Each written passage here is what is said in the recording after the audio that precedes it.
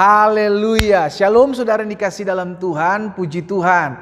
Hari ini di hari Minggu yang dahsyat, Minggu yang luar biasa, Minggu di awal bulan ini kita kembali bersyukur kepada Tuhan Yesus buat kasih karunia-Nya, buat anugerahnya dalam kehidupan kita sehingga minggu demi minggu kita boleh lalui, bulan demi bulan kita boleh jalani, dan kita percaya penyertaannya, topangan kuasanya selalu menjadi milik bagian kehidupan setiap kita. Terbukti ketika kita bisa melalui hari demi hari di masa-masa pandemik ini, saudara dikasih dalam Tuhan, betul ada pergumulan dalam hidup kita, ada tantangan, ada masalah dalam kehidupan kita. Tapi kita keluar sebagai orang-orang yang lebih daripada pemenang karena Tuhan Yesus menyertai kita.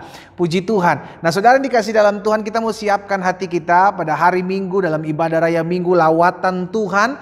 Di rumah saudara masing-masing, saya di tempat ini, saudara jemaat Tuhan ada di rumah saudara masing-masing. Kita percaya hari ini kita akan menerima lawatan Tuhan. Hari ini kita akan menerima kuasa Tuhan. Mari saudara dikasih dalam Tuhan, kita datang kepada Tuhan. Kita berdoa. Bapak, terima kasih buat kasih karunia Tuhan, buat anugerah Tuhan dalam kehidupan kami.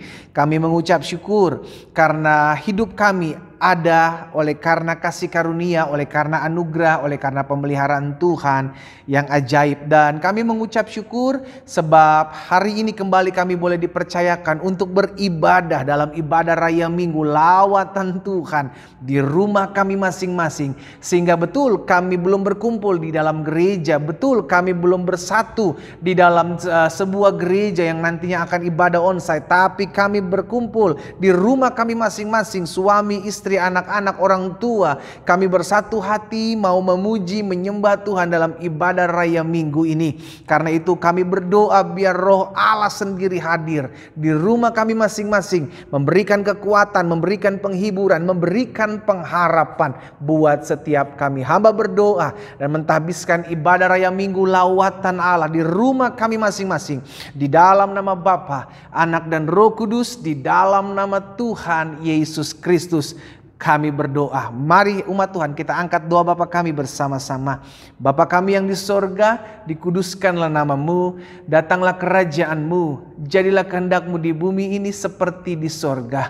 Berikanlah kami pada hari ini makanan kami yang secukupnya, dan ampunilah kami akan kesalahan kami seperti kami juga mengampuni orang yang bersalah kepada kami. Dan janganlah membawa kami ke dalam pencobaan, tetapi lepaskanlah kami daripada yang jahat, karena Engkaulah yang mempunyai kerajaan dan kuasa dan kemuliaan sampai selama-lamanya. Bersama-sama kita katakan amin, amin, amin, amin. Haleluya. Saudara yang dikasih dalam Tuhan, kita mau siapkan hati kita. Mari umat Tuhan, engkau di rumahmu masing-masing, kita mau memuji-muji Tuhan, kita mau menyembah Tuhan, kita berikan yang terbaik dari hati kita yang terdalam, kita menyembah Tuhan, dan akan dilayani oleh pelayan-pelayan gereja kita, tim praise and worship gereja kita. Kita siapkan hati kita untuk memuji Tuhan dan menyembah Tuhan saat ini. Haleluya. Yang siap bersorak buat Tuhan katakan amin. Sama-sama katakan ada kuasa dalam pujian. Sekali lagi katakan ada kuasa di dalam pujian. Berikan sorak-sorai yang meriah bagi Tuhan kita. Haleluya.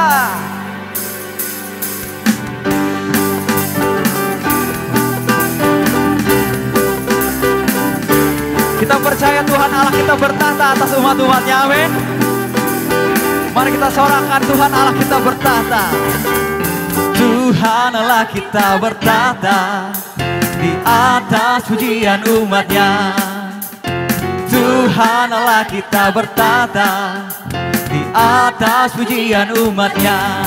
Bila Allah hadir di tengah kita, kuasanya mengalir dengan dahsyatnya. Ada kuasa dalam pujian, bernyanyilah segenap hati dan jiwa. Ada kuasa dalam pujian, yang sanggup membuka kekuatan lawan. Oh,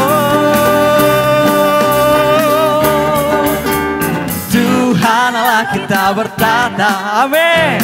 Atas pujian umatnya.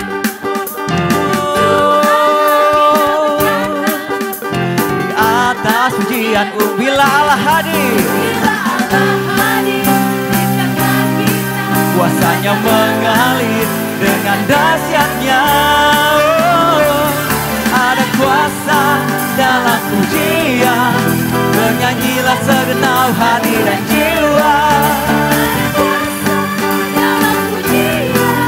Yang sanggup membuka, katakan ada kuasa dalam pujian, bernyanyilah segenap hati dan jiwa. Dalam pujian, yang sanggup membuka kekuatan lawan.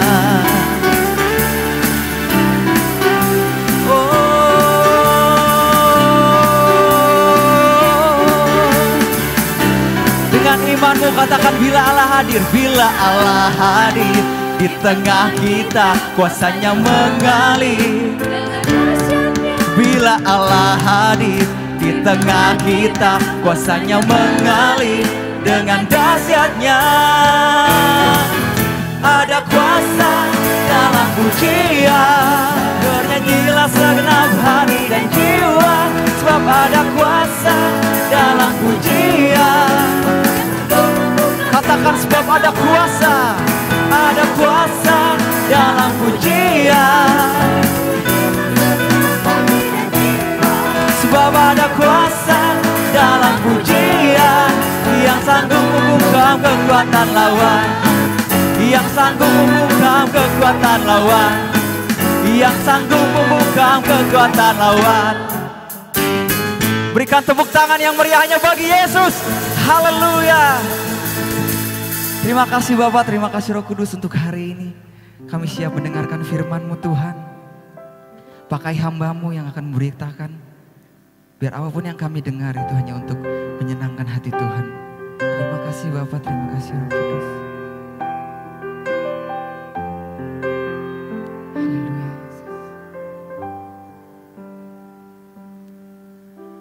Ku tak menyerah, walau kadang ku tak mengerti. Tetap berserah, keyakinan di dalam hati. Rencana yang terbaik semuanya datang darimu. Karena tangan-Mu memurnikanku, ku tetapkan hatiku untuk percaya. Tanpa syarat, takkan goyah, ku nyatakan imanku untuk setia. Senangkan hatimu.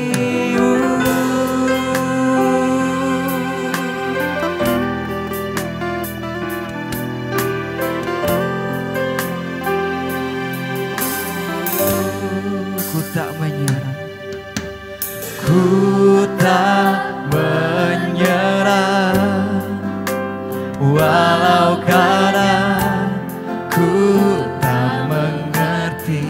Katakan ku tetap berserah, tetap berserah, keyakinan di dalam hati.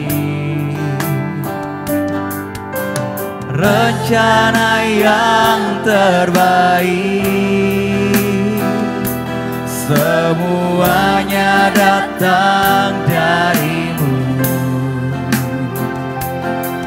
Karena tangan-Mu memurnikanku, ku tetapkan hatiku untuk percaya tanpa syarat. Takkan goyah, ku nyatakan imanku untuk setia. senangkan hatimu, melekat padamu,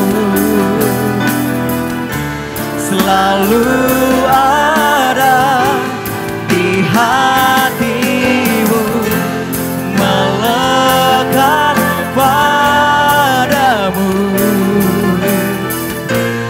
Oh Yesusku, ku tetapkan hatiku untuk percaya tanpa syarat,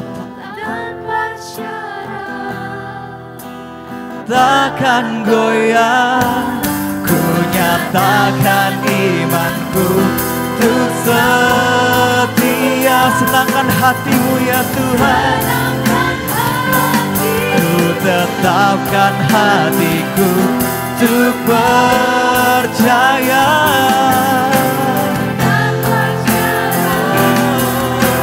Takkan goyah, ku nyatakan imanku untuk setia. Senangkan hatimu, ku tetapkan hatiku. Mari kita nyanyikan lagu ini dengan sungguh. Kami akan tetap percaya Tuhan, kami tidak akan pernah goyah. Kami mau nyatakan iman kami kepadamu Tuhan. Senangkan hatimu, ku tetapkan hatiku untuk percaya tanpa syarat, takkan goyah. Untuk setia, senangkan hatimu, senangkan hatimu,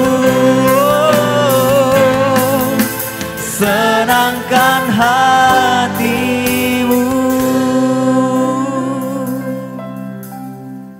Haleluya, kami bersyukur Tuhan Yesus. Sebab kami punya Tuhan yang hidup, kami punya Tuhan yang besar, sebab Tuhanlah yang membela perkara-perkara kami. Kami di rumah kami masing-masing memuji Tuhan, kami di rumah kami masing-masing menyembah Tuhan, kami di rumah kami masing-masing mengundang hadirat Tuhan, agar Engkau bertahta di atas puji-pujian kami umat-Mu ya Allah. Dan kami percaya tatkala umat-Mu memuji-muji Tuhan, menyembah Engkau ya Allah, maka terjadi lawatan Allah, terjadi kuasa Allah atas kehidupan setiap mereka. Karena itu kami percaya yang sakit pagi hari ini, yang sakit hari ini disembuhkan, yang berbeban berat hari ini dijamah Tuhan, bahkan yang terikat hari ini dilepaskan Tuhan, karena kami percaya Allah bertahta di atas puji-pujian umat-Mu. Tiba bagi kami untuk kami mendengarkan sebagian daripada firman-Mu. Roh Kudus urapi kami dengan roh hikmat dan wahyu sehingga kami mengerti akan kebenaran. Dan biarlah hari ini menjadi hari di mana kami mengalami perjumpaan pribadi dengan Tuhan melalui kebenaran firman-Mu. Di dalam nama Tuhan Yesus kami berdoa dan kami buka hati kami untuk dengarkan firman-Mu. Haleluya. Amin, amin. Puji Tuhan. Saudara yang dikasih dalam Tuhan, kita sama-sama pegang di tangan kanan kita Alkitab kita, sudah dikasih dalam Tuhan, dan bersama-sama kita menyatakan pengakuan iman kita. Sama-sama bilang sama saya sesuai kesaksian Alkitab ini. Aku percaya Allahku Esa, Maha Kuasa dan Maha Besar. Aku percaya Yesus Kristus adalah Allah sendiri yang telah menjadi sama dengan manusia. Ia adalah juru selamat yang bertanggung jawab dan mengasihi aku. Aku percaya Roh Kudus adalah Roh Allah sendiri yang senantiasa menyertai dan membimbing kehidupanku. Aku percaya Alkitab ini adalah firman Allah yang akan menjadikan hidupku kudus, berkemenangan, diberkati, penuh mujizat, dan selalu menjadi berkat. Sama-sama kita katakan amin. Haleluya. Saudara dikasih dalam Tuhan, secara khusus di hari Minggu di awal bulan ini saya akan berkhotbah tentang hati-hati ditelan iblis. Saudara dikasih dalam Tuhan, mungkin sebagian kita bilang, pendeta khotbahnya kok tentang hati-hati ditelan iblis. Tahukah saudara, di masa-masa pandemik ini Tuhan sedang memurnikan umatnya. Sama-sama bilang sama saya, memurnikan. Tapi di sisi lain, iblis dengan kelicikannya, iblis dengan siasatnya tetap mengambil keuntungan dari apa yang akan Tuhan buat dalam kehidupan umat percaya. Dia akan cari jiwa. Iblis sampai sekarang masih cari jiwa, saudara. Makanya saya ajak setiap kita, ayo kita juga cari jiwa. Masa kita kalah sama iblis? Iya kan, iblis cari jiwa untuk memenuhi neraka, kita cari jiwa untuk memenuhi surga. Sama-sama bilang sama saya harus cari jiwa. Iblis terus berupaya menipu dengan kelicikannya, dengan kebusukannya, dengan trik-triknya, dengan tipu dayanya untuk membuat anak-anak Tuhan di masa pandemik ini kecewa sama keadaan, kecewa sama Tuhan, kecewa sama suami, kecewa sama istri, bahkan kecewa sama pendeta. Lihat. Padahal sedianya Tuhan sedang membentuk. Tuhan sedang memurnikan, Tuhan sedang membawa setiap anak-anak Tuhan masuk dalam kedewasaan iman untuk mengerti bahwa di tengah-tengah pandemik, di tengah-tengah masa sukar sekalipun, Dia tetap Allah yang memelihara hidup kita. Lihat saudara. Tapi di sisi lain iblis tetap berkarya. Dia coba menyelinap, lihat. Menyelinap dengan kelicikannya, menyelinap dengan kebusukannya. Intinya mau menipu saudara dan saya, anak-anak Tuhan, agar pada akhirnya kita tidak mengalami apa yang disebut dengan janji Tuhan. Karena yang Tuhan kehendaki, yang Tuhan mau, kita mengalami setiap janji Tuhan.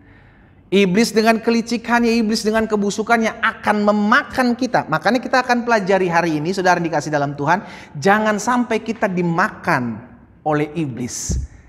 Karena sampai hari ini iblis mencari orang yang dapat ditelannya. Haleluya. Lihat saudara dikasih dalam Tuhan, dalam 1 Petrus 5 ayat 8 sampai dengan ayat 9. Ya saudara dikasih dalam Tuhan, kita juga akan persiapkan perjamuan kudus kita. Nanti setelah saya menyampaikan firman Tuhan, kita juga akan menikmati berkat-berkat Tuhan dalam perjamuan kudus. Karena itu saudara dikasih dalam Tuhan, kita bisa sambil mempersiapkan segala sesuatu. Tapi kita dengarkan firman Tuhan dulu, jangan langsung buru-buru ambil anggur perjamuan dan roti perjamuan ya. Nanti setelah firman baru ada waktu khusus saya berikan kesempatan buat saudara. 1 Petrus 5 ayat 8 dan ayat 9. Apa yang dikatakan firman Tuhan di sana? Lihat saudara. Sadarlah dan berjaga-jaganya. Berjaga-jagalah. Jadi bagian kita, gereja Tuhan, orang-orang percaya adalah sadar. Sadar akan apa? Sadar bahwa saya sudah ditebus. Sadar bahwa iblis ada di bawah telapak kaki saya. Sadar bahwa hari-hari ini akan menjadi hari-hari yang jahat. Sadar bahwa saya adalah hamba Tuhan yang harus memberitakan firman Tuhan, yang harus bersaksi, yang harus menginjil, yang harus merebut jiwa daripada jalan-jalan kepada neraka untuk masukkan kepada kerajaan sorga. Sadar bahwa kita ada di penghujung zaman. Dan iblis akan berupaya untuk mencoba mengacaukan pekerjaan Tuhan. Dan berjaga-jagalah. Lawanmu si iblis, sama-sama bilang sama saya, lawan saya si iblis. Bukan mertua saya, bukan suami saya, bukan istri saya, bukan anak-anak saya, bukan tetangga saya, bukan teman-teman saya, lawan saya si iblis. Jelas ya saudara ya. Peperangan kita, Alkitab bilang bukan melawan darah dan daging. Peperangan kita melawan roh-roh jahat di udara, melawan penghulu-penghulu jahat di udara. Peperangan kita melawan setan-setan. Bukan ada dagingnya, bukan yang ada darahnya. Jadi jelas, lawan musuh iblis berjalan keliling sama seperti singa, mengaum-ngaum dan apa? Mencari orang yang dapat ditelannya. Lihat saudara. Dia terus berjalan, dia terus berkeliling, dia terus mencari orang-orang yang bisa ditelannya. Berarti saya pelajari ada orang-orang yang bisa ditelan iblis, ada orang-orang yang tidak bisa ditelan oleh iblis. Karena Alkitab bilang iblis mencari orang yang dapat ditelannya. Makanya hari ini saya sampaikan, hati-hati jangan sampai kita ditelan, dimakan oleh iblis. Kapan kita ditelan dimakan oleh iblis? Ketika kita termakan bujuk rayunya, ketika kita terintimidasi, ketika kita tidak menyadari bahwa Tuhan memberikan kuasa kepada kita, kita dimakan, kita ditelan. Dan sampai hari ini, iblis cari jiwa untuk memenuhi neraka. Dan dia cari orang yang dapat ditelannya. Ayat 9 bilang begini, lawan dia dengan iman yang teguh. Jadi yang diperlukan anak-anak Tuhan di hari-hari ini, di hari-hari peperangan adalah iman. Sama-sama taruh tangan kanan kita di dada. Sama-sama bilang sama saya harus punya iman. Amin. Dari mana timbul iman? Alkitab bilang, iman timbul dari pendengaran. Pendengaran akan firman Kristus. Amin, saudara. Jadi hari-hari ini yang kita perlukan adalah terus dengarkan firman Tuhan, terus timbul iman dalam hidup kita, dan akhirnya kita bisa membongkar siasat iblis, membongkar cara kerja iblis. Makanya di gereja kita setiap pagi, saudara dikasih dalam Tuhan, dari hari Senin sampai dengan hari Sabtu ada ibadah doa pagi. Jam 4.30, setengah 5 waktu Indonesia bagian Barat, setengah 6 waktu Indonesia bagian Tengah, dan setengah 7 waktu Indonesia bagian Timur. Kenapa pagi banget pendeta? Karena saya percaya di pagi hari Yesus mengajarkan kita untuk datang kepada Tuhan. Alkitab mencatat pagi-pagi benar Yesus sudah berdoa. Saya rindu mengajak setiap umat Tuhan untuk berdoa dalam ibadah doa pagi setiap hari kita adakan. Melalui Facebook saya, ya saudara dikasih dalam Tuhan, saya buat melalui Facebook saya, dan saya juga buat melalui Zoom. Saudara dikasih dalam Tuhan yang mau rindu untuk bergabung bersama-sama, saudara bisa tinggal pilih baik melalui Facebook, di Facebook saya Glenn Latuheru, atau di link Zoom yang nantinya akan saya bagikan linknya akan saya bagikan setiap hari, saudara dikasih dalam Tuhan. Jadi kita perlu berdoa. Kita perlu belajar firman Tuhan, kita perlu bersekutu kepada Tuhan, kita perlu memuji menyembah Tuhan. Karena di balik pujian penyembahan, di balik doa ada kuasa. Ya saudara dikasih dalam Tuhan. Jadi ingat, sampai hari ini iblis masih mencari jiwa untuk dapat ditelannya. Nah, saya akan sharing buat saudara hari ini secara khusus sebelum kita masuk perjamuan kudus. Siapa sih kira-kira orang yang dapat ditelan iblis itu, pendeta? Kan kita belajar tadi bahwa iblis mencari orang yang dapat ditelannya. Berarti ada orang-orang yang bisa ditelan oleh dia, tapi ada juga orang-orang yang tidak bisa ditelan oleh dia. Nah, saat ini saya mau bagikan siapa kira-kira orang yang bisa ditelan oleh iblis, sehingga kita mesti berjaga-jaga. Ingat, sadar dan berjaga-jaga supaya kita jangan sampai bisa ditelan oleh iblis. Dan saya pelajari seperti ini, saudara.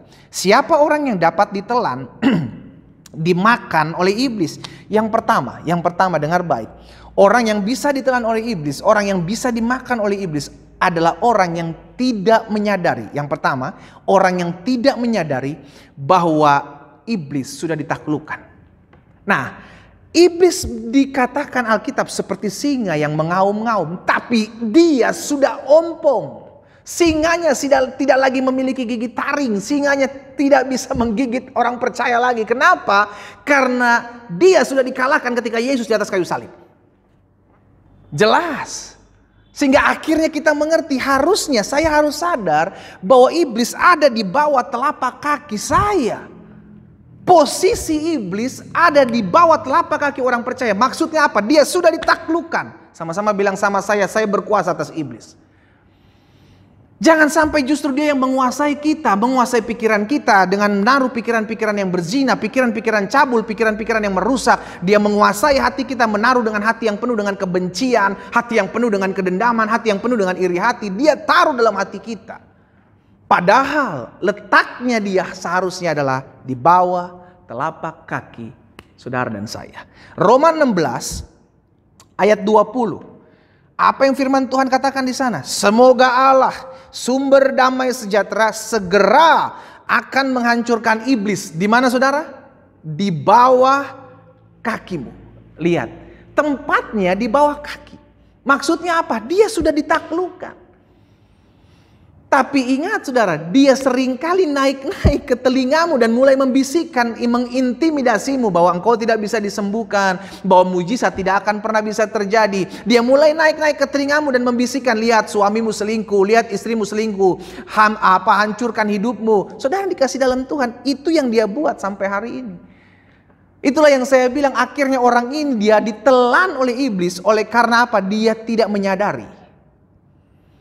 Karena iblis sudah ada di bawah telapak kakinya. Hari ini saya mau ingatkan buat setiap umat Tuhan. Tempatkan iblis di tempat di mana dia mestinya berada. Di mana dia pendeta? Di bawah telapak kakimu. Dia sudah ditaklukkan ketika Yesus mengorbankan darahnya, mencurahkan darahnya. Dan hari ini secara khusus kita akan mengingat kembali peristiwa kematian Yesus. Kita akan bersatu lagi dengan tubuh dan darah Kristus. Saudara dikasih dalam Tuhan, itu menguatkan kita, itu mengingatkan kita bahwa iblis sudah ditaklukkan. Lihat ketika Yesus mengutus ke-70 murid. Di dalam Lukas 10 ayat 17 dan 18. Oh dahsyat saudara.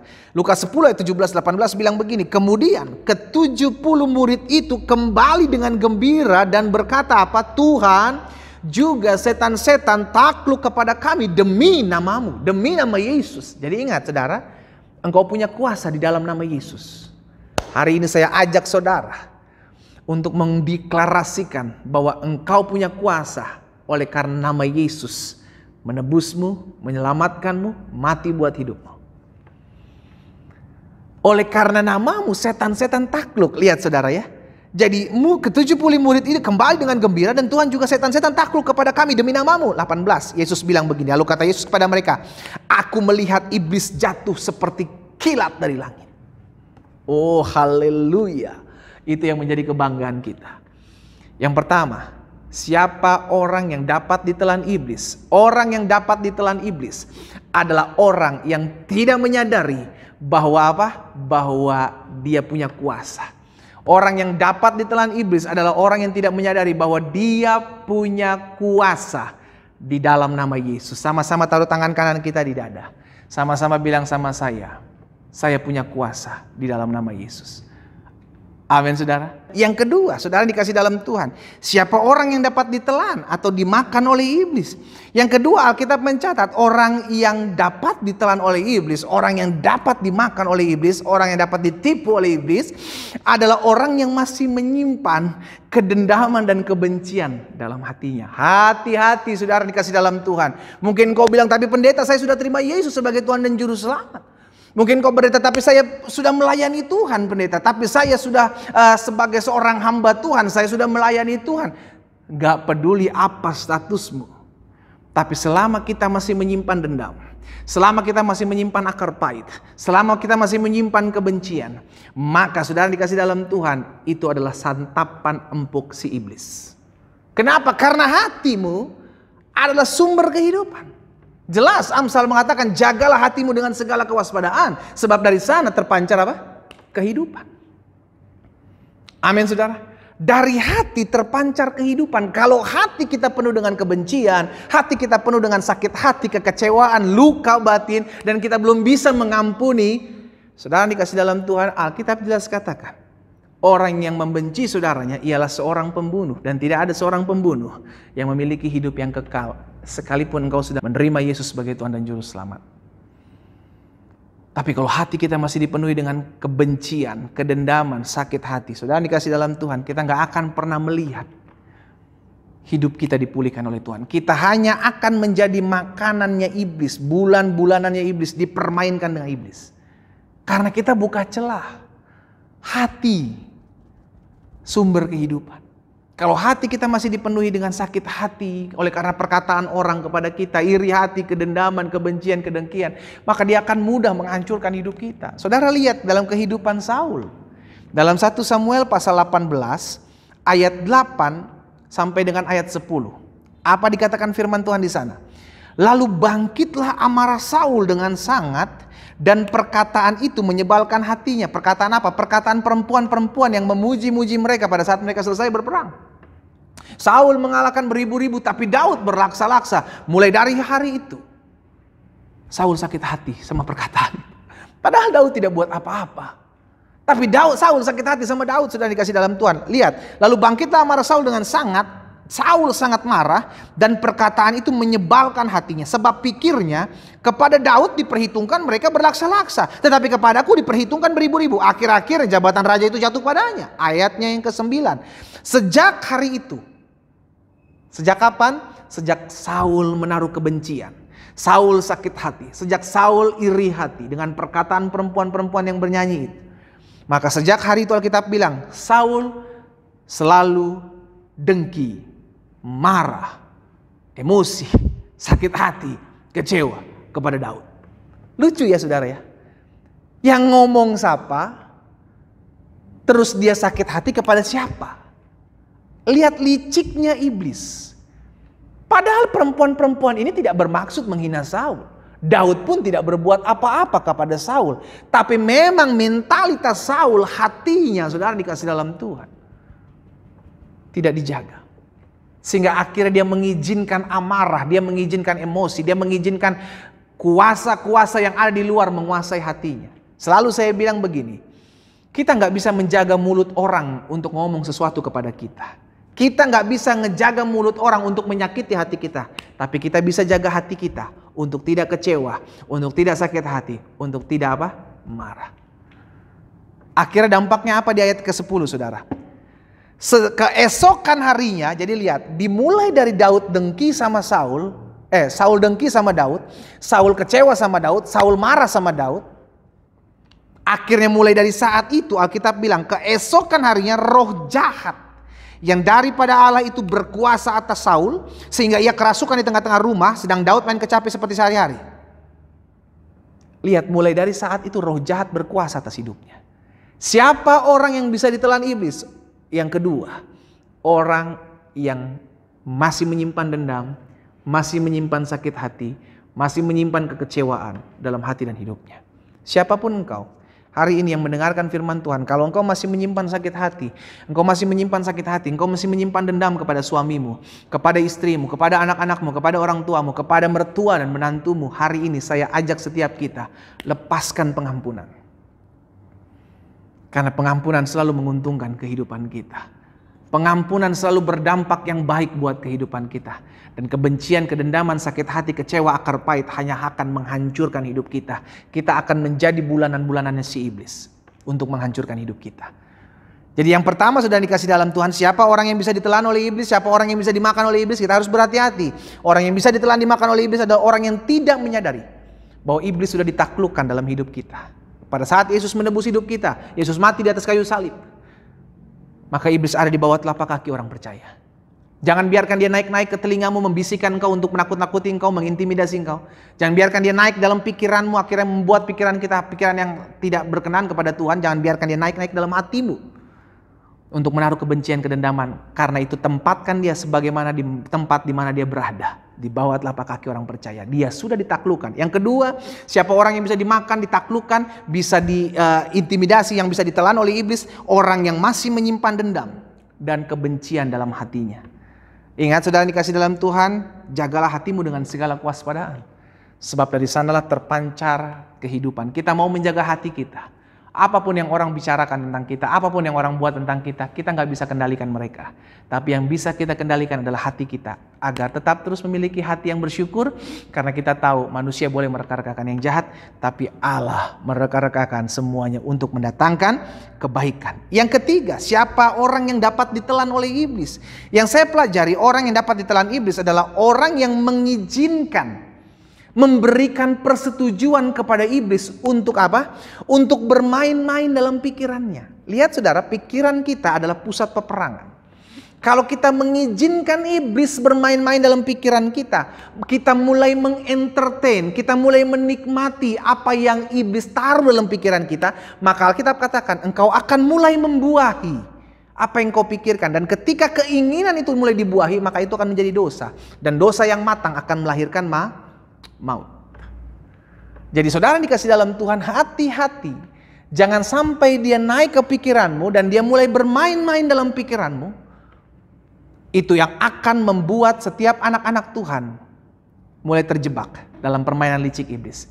Rasul Paulus bilang, apa yang baik, apa yang manis, apa yang sedap didengar, apa yang patut dipuji, pikirkanlah semuanya itu. Tapi iblis tidak pernah menaruhkan pikiran yang baik dalam pikiran kita. Selalu pikiran yang menghakimi, pikiran yang mendakwa, pikiran yang menyakiti, pikiran yang mengecewakan, itu yang dia taruh dalam pikiran kita. Kalau itu ada hari-hari dalam pikiran kita, segera hardik dalam nama Yesus.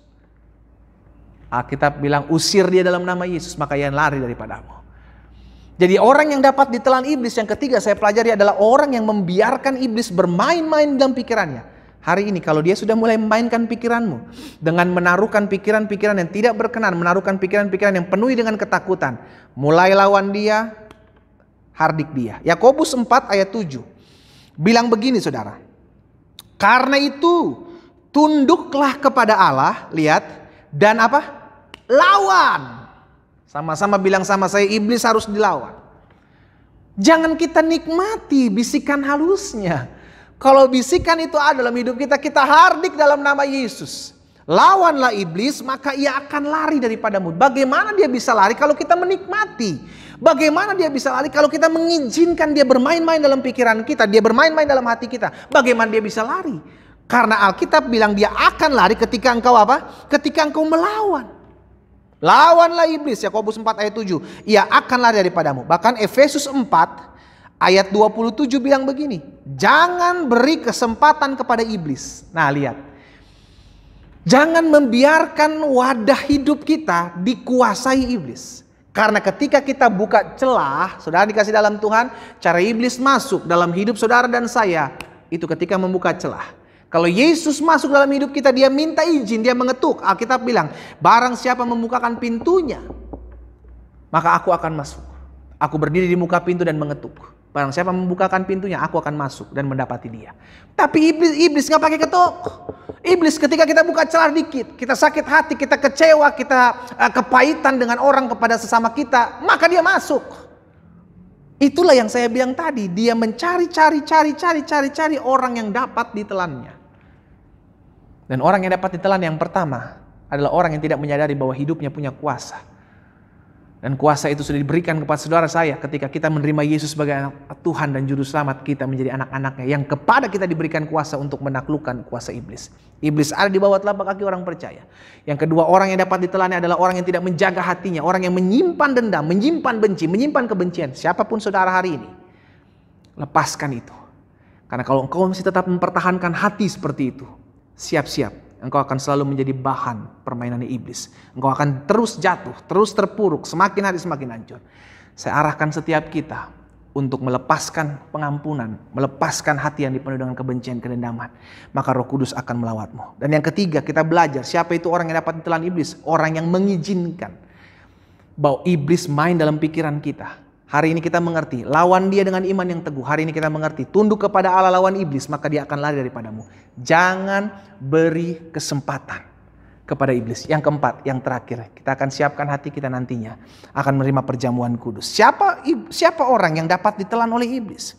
Pada akhirnya, orang yang dapat ditelan oleh iblis adalah orang yang masih kompromi dengan dosa.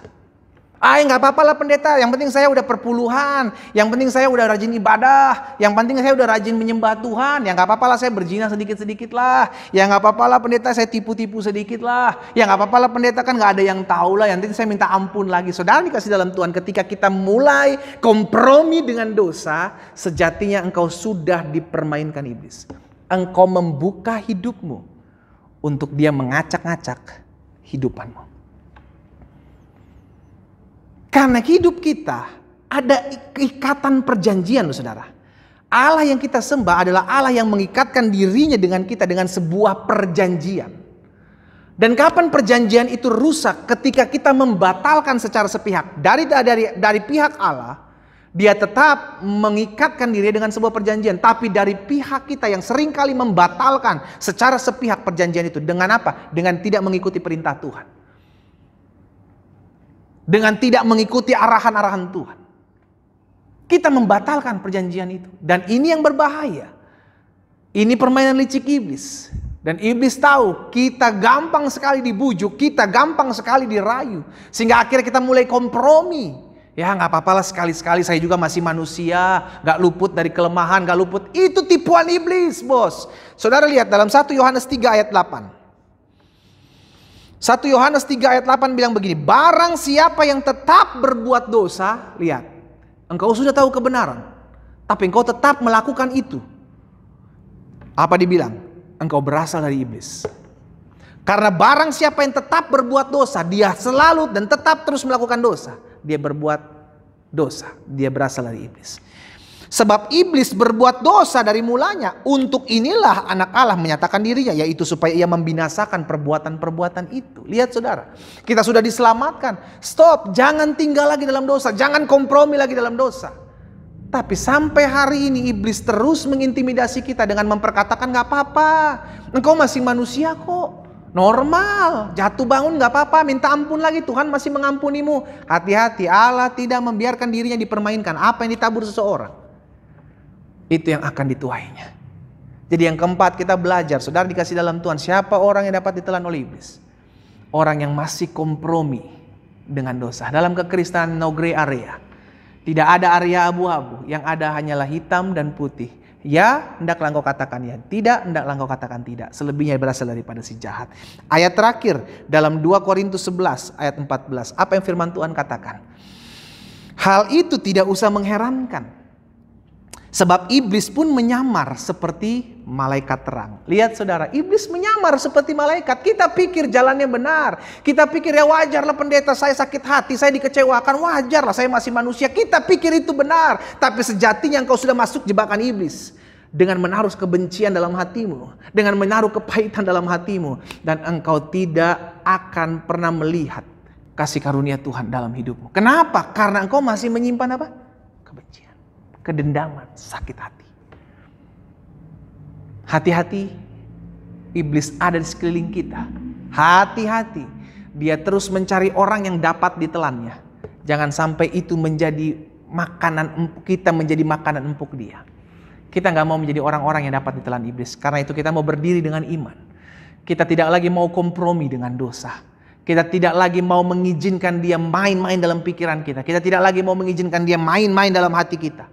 Kita tidak mau lagi mengizinkan diri kita menyimpan dendam, menyimpan kebencian. Itu hanya menjadi bulan-bulanannya iblis. Dan pada akhirnya mengertilah, saudara, sadarlah bahwa engkau sudah diberikan kuasa untuk menaklukkan kuasa-kuasa kegelapan. Engkau sudah diberikan kuasa untuk menaklukkan iblis. Ketika engkau terima Yesus sebagai Tuhan dan Juru Selamat, iblis ada di bawah telapak kaki orang percaya. Tempatkanlah dia di tempat di mana dia mesti berada. Di mana? Di bawah telapak kaki orang percaya. Kita berdoa. Kita datang kepada Tuhan. Bapa, dalam nama Yesus, hari ini kami mengerti akan kebenaran. Kami percaya kebenaran ini yang akan memerdekakan hidup kami. Kami mengerti dan hari ini kami memahami bahwa iblis sampai hari ini menyamar seperti malaikat terang. Sampai hari ini dia mencari orang, mencari jiwa yang dapat ditelannya untuk membawa kami semua kepada kerajaan neraka. Yang pada hari ini kami mengerti, kami tidak mau membiarkan iblis bermain-main dalam pikiran kami. Kami mau mengatakan tidak kepada tawaran-tawaran iblis. Kami mau menghardiknya dalam nama Yesus. Karena kami percaya tempat iblis adalah di bawah telapak kaki orang percaya. Kami sudah diselamatkan, kami sudah diberikan kuasa. Karena itu hamba berdoa di dalam nama Yesus. Setiap umat Tuhan yang hari-hari ini merasa dipermainkan oleh iblis, menjadi bulan-bulanannya iblis. Aku berdoa dalam nama Yesus sehingga firman yang hari ini kami dengar termaterai dalam hati kami.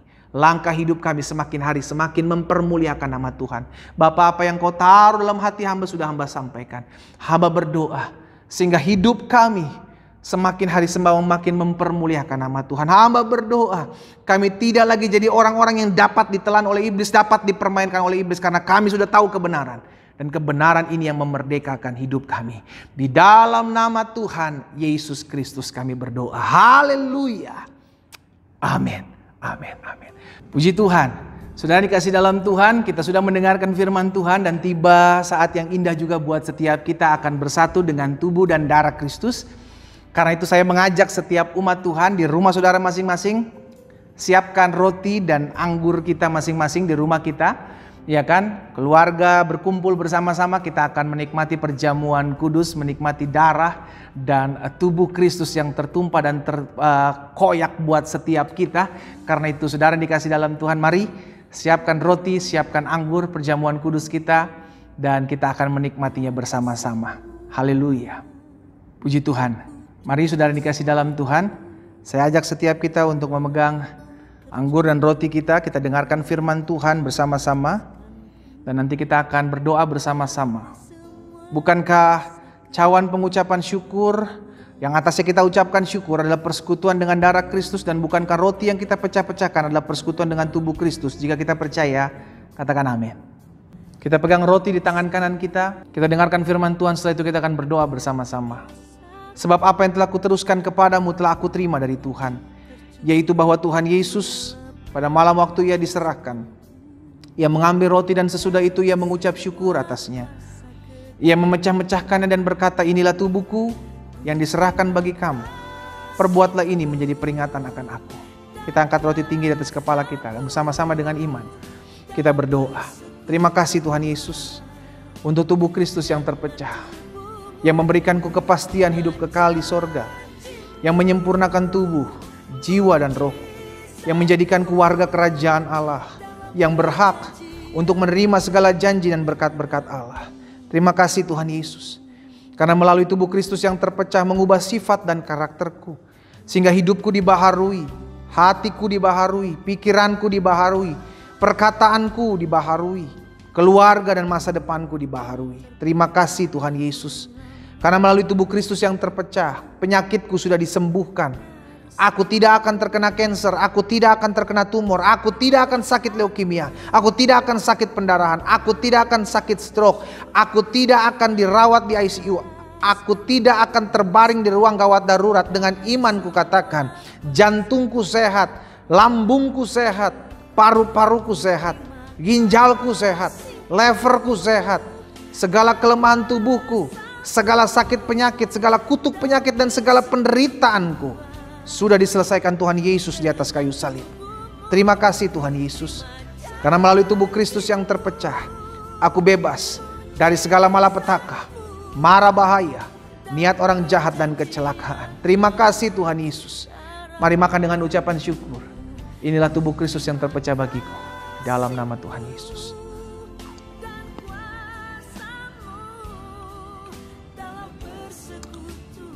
Haleluya.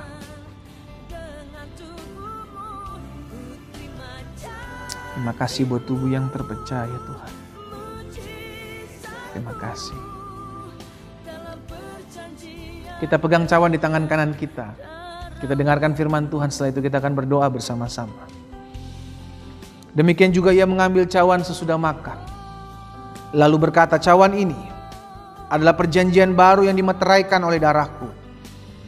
Perbuatlah ini setiap kali kamu meminumnya menjadi peringatan akan aku. Sebab setiap kali kamu makan roti dan minum cawan ini, kamu memberitakan kematian Tuhan sampai ia datang. Jadi barang siapa dengan cara yang tidak layak makan roti atau minum cawan Tuhan, ia berdosa terhadap tubuh dan darah Tuhan.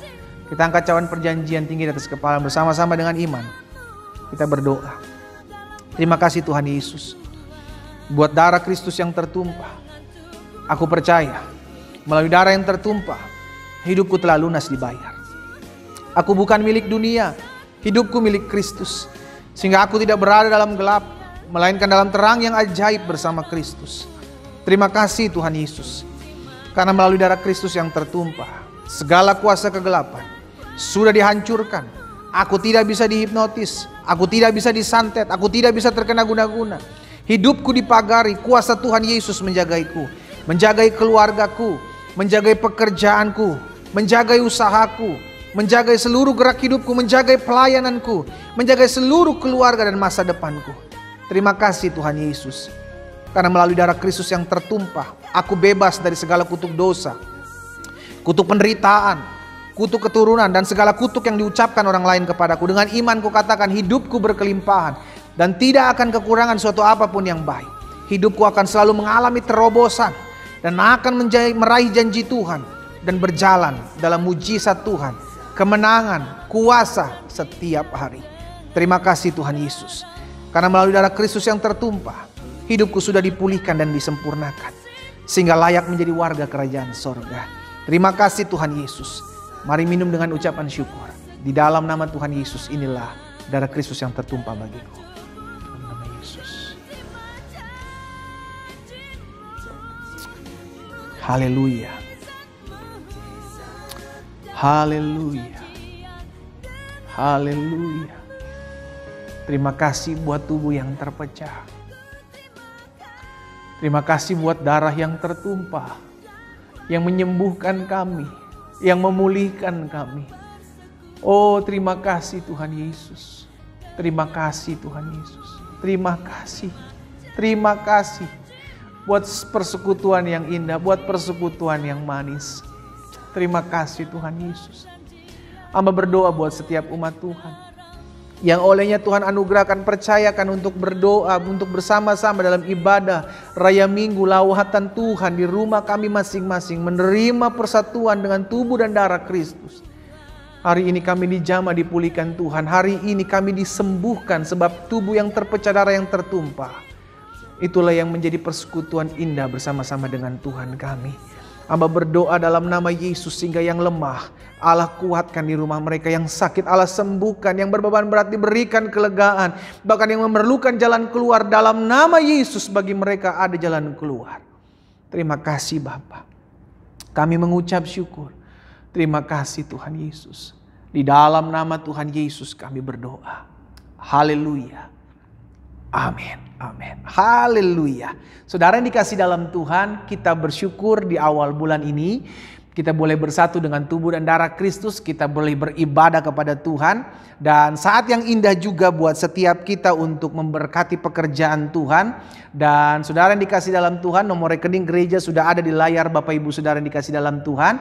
Bapak Ibu secara khusus, Bapak Ibu yang mau mengembalikan apa yang menjadi milik kepunyaan Tuhan dengan persepuluhan yang ada, bahkan setiap umat Tuhan yang memberikan korban syukur dan korban-korban lainnya, kita memberi dengan sukacita karena kita percaya hidup kita Tuhan yang pelihara. Karena itu saya berdoa buat setiap umat Tuhan hari ini secara khusus, kita yang akan mengembalikan persepuluhan di awal bulan ini, maupun setiap umat Tuhan yang akan memberkati pekerjaan Tuhan dengan persembahan yang ada. Kita satukan hati kita kembali, kita berdoa. Bapa Surgawi, kami mengucap syukur.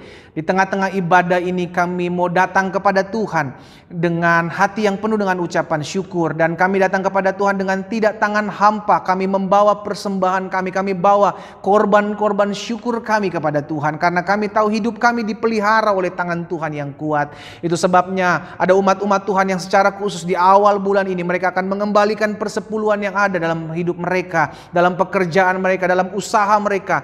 Tergenapi firman Tuhan, ujilah aku, bukankah aku akan membukakan tingkap-tingkap langit bagimu dan memberkati hidupmu, sehingga dijauhkan daripada mereka Allah segala belalang pelahap, belalang pelompat, belalang pengirik, belalang pindahan. Dalam nama Yesus dijauhkan dari segala kerugian. Tuhanlah yang memberkati pekerjaan usaha mata pencarian mereka. Bahkan setiap umat Tuhan yang memberi dengan sukacita hari ini, berkat-Mu ada atas masing-masing mereka. Di tengah-tengah pandemik ini mereka tetap terpelihara dalam anugerah Tuhan yang sempurna. Dalam nama Yesus kami berdoa.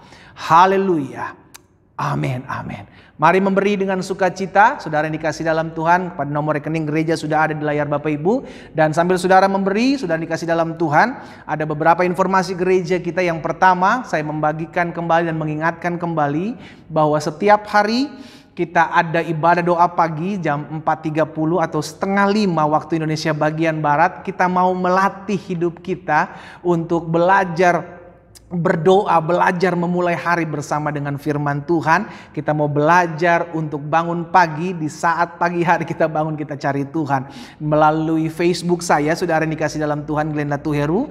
Atau cara yang kedua melalui Zoom, ya kan, Zoom meeting. Dan link Zoom-nya yang nantinya akan saya bagikan di Facebook saya juga setiap harinya saya bagikan. Jadi saudara yang biasa bergabung melalui Zoom atau terbiasa bergabung melalui Facebook, saudara tinggal pilih di tempat di mana saudara merasa nyaman untuk bergabung dalam ibadah doa pagi. Selain ibadah doa pagi, setiap hari juga saya membagikan ibadah renungan singkat. Renungan singkat maksud saya dalam akun YouTube channel saya, Glenn Latuheru. Saudara yang dikasih dalam Tuhan, saya rindu setiap umat Tuhan tertanam dalam firman Tuhan. Jadi berbeda ya, ada ibadah doa pagi, tapi di akun YouTube channel saya bagikan firman Tuhan dalam program Bible and Coffee yang saya buat. Sehingga umat Tuhan tetap terus boleh bertumbuh dalam firman, tetap terus boleh tertanam, dan tetap terus melakukan kebenaran firman Tuhan. Dan saudara yang dikasih dalam Tuhan, kiranya saudara sekalipun ibadah gereja belum dimulai, belum diadakan secara onsite, tapi saya rindu sebagai hamba Tuhan, sebagai gembala yang olehnya Tuhan percayakan untuk saya layani umat Tuhan yang ada di tempat ini, juga boleh menikmati berkat-berkat Tuhan melalui ibadah-ibadah tengah minggu yang ada. Sehingga sekalipun kita belum ibadah onsite, onsite, kita tetap terus tertanam dalam firman Tuhan. Puji Tuhan, saudara dikasih dalam Tuhan, kita akan mengakhiri ibadah kita hari ini. Saya ajak setiap umat Tuhan di rumahmu masing-masing untuk bangkit berdiri. Kita akan menerima doa pengutusan dan doa berkat. Bapa, dalam nama Tuhan Yesus, terima kasih buat setiap apa yang Tuhan izinkan terjadi dalam hidup kami. Hamba berdoa, hamba menyerahkan setiap umat Tuhan satu persatu ke dalam tangan Tuhan. Mereka yang lemah, Allah kuatkan. Mereka yang hari-hari ini mengalami sakit penyakit, Tuhan jamah, Tuhan sembuhkan di dalam nama Tuhan Yesus. Dan hamba berdoa juga menyerahkan setiap usaha, pekerjaan, dagang mereka. Menyerahkan setiap rumah tangga mereka ke dalam tangan Tuhan. Oh Tuhan Yesus yang memelihara setiap mereka. Tuhan Yesus yang menyertai setiap mereka. Bahkan hamba berdoa secara khusus buat umat Tuhan yang berulang tahun di sepanjang minggu berjalan ini. Minggu kemarin baik berulang tahun secara pribadi maupun berulang tahun dalam ulang tahun pernikahan yang ada. Di dalam nama Yesus, berkat Allah Abraham, Ishak, Yakub turun atas mereka sehingga panjang umur, lanjut usia serta sejahtera Allah tambah-tambahkan dalam kehidupan setiap mereka. Pada akhirnya Tuhan, kami teringat gembala senior kami, Bapak Pendeta Gilbert Lumoindong bersama dengan istri, anak-anak yang ada, anak menantu, bahkan cucu yang ada. Kami doakan dalam nama Yesus, Tuhan menyertai, Tuhan menopang, Tuhan memelihara, Tuhan meneguhkan mereka sehingga mereka tetap terus mengerjakan apa yang menjadi panggilan mereka. Di dalam nama Yesus, Tuhan tutup bungkus mereka dengan kuasa darah-Mu. Bahkan kami berdoa menyerahkan bangsa kami ke dalam tangan Tuhan.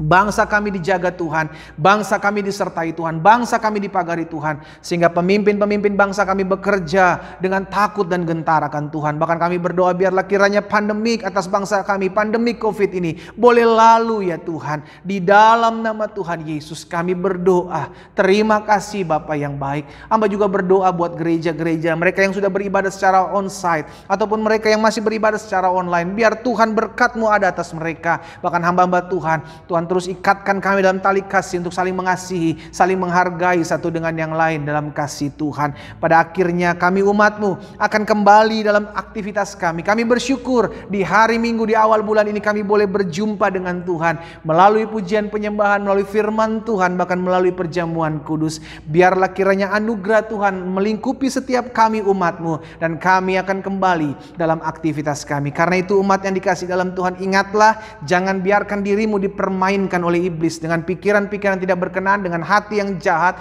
dan dengan hidup yang tidak memuliakan nama Tuhan. Tapi lawanlah iblis, maka dia akan lari daripadamu. Angkatlah kedua belah tanganmu dan terimalah berkat Tuhan. Tuhan memberkati engkau dan melindungi engkau. Tuhan menyinari engkau dengan wajahnya serta memberikan engkau kasih karunia. Tuhan menghadapkan wajahnya kepadamu serta memberikan engkau damai sejahtera. Di dalam nama Bapa, Anak dan Roh Kudus, di dalam nama Tuhan Yesus Kristus, kami terima berkat yang datangnya daripada-Mu. Di dalam nama Tuhan Yesus sama-sama kita katakan amin. Amin. Amin. Tuhan Yesus memberkati kita semua. Selamat hari Minggu. Shalom. Shalom.